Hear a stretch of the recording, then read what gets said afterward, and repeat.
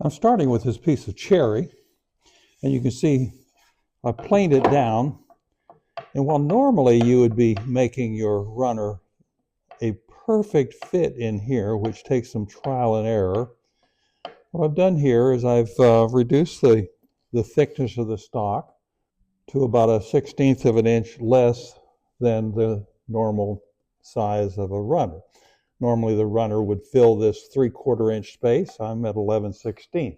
So all of this makes fitting a lot easier. So instead of trial and error trying to get things just right, I just make it too small. And then I'm going to pass this across the saw. And what I've done, I've set the distance between the fence and the blade at the height of the miter gauge slot. So I'm going to make more than one. Why not, right? And let me get the dust collector on.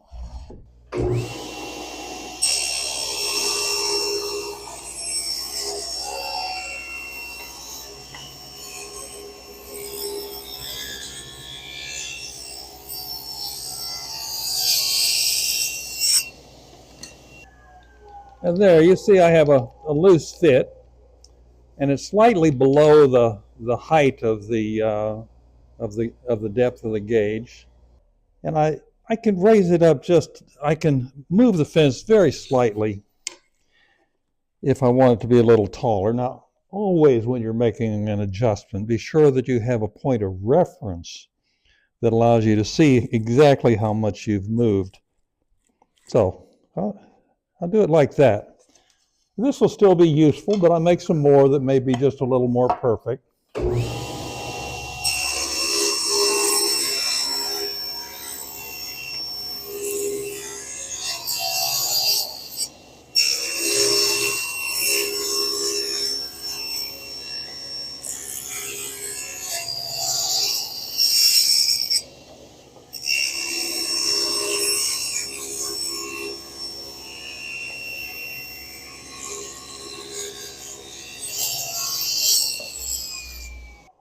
These are so easy to make, you may want to make some for your friends as well.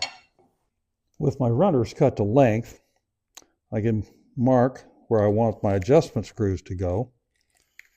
So I'm making a mark there, one here on the other end. I usually make 3 adjustment screws, so there'll be one placed in the middle and one at either end. And it doesn't have to be precise, but they just, you just want 3 of them in there. You can put more if you want. But with that, I'll be ready to begin drilling the holes where the adjustment screws fit. After marking the locations for the screws to fit, I simply line it up. I've got a mark on that tape that helps me to line it up. I've got the depth of the drill set.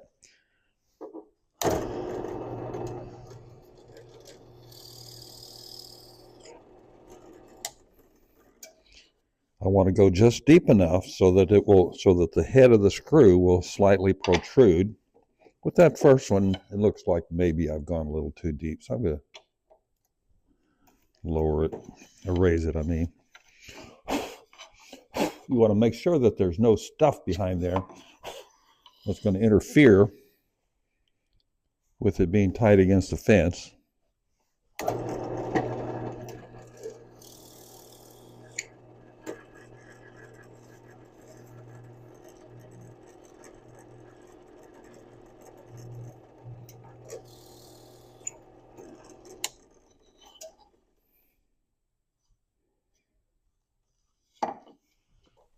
With the initial holes drilled, I finished drilling all the way through with a 7/64 drill bit. It's slightly smaller than an 1/8 and will be perfect for preparing for tapping for the screw.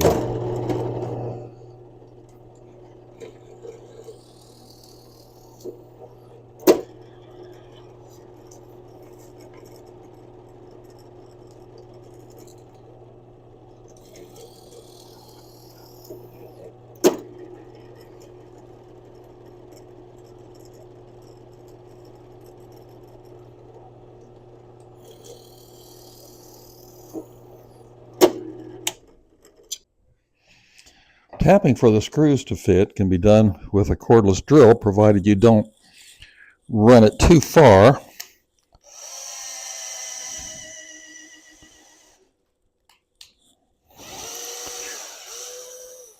If you do, you'll strip out the threads.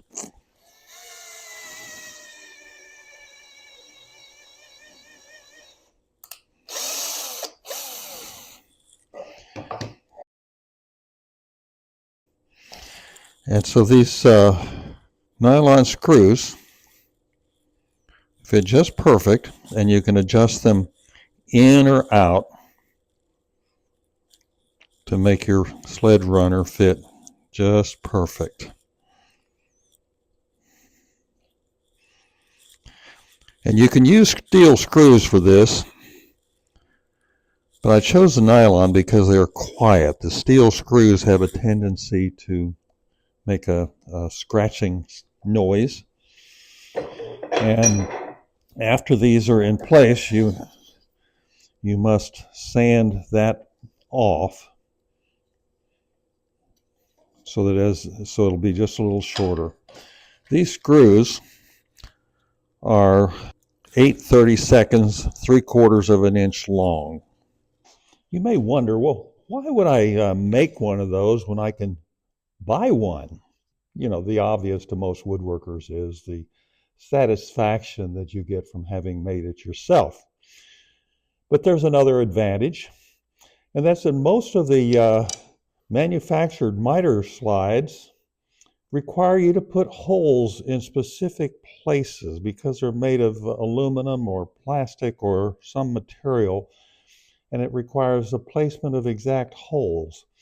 Now, with this, all you have to do is adjust it so you have the right amount of tension, put it in place, put your sled down on top, and you can choose any number of places to place screws.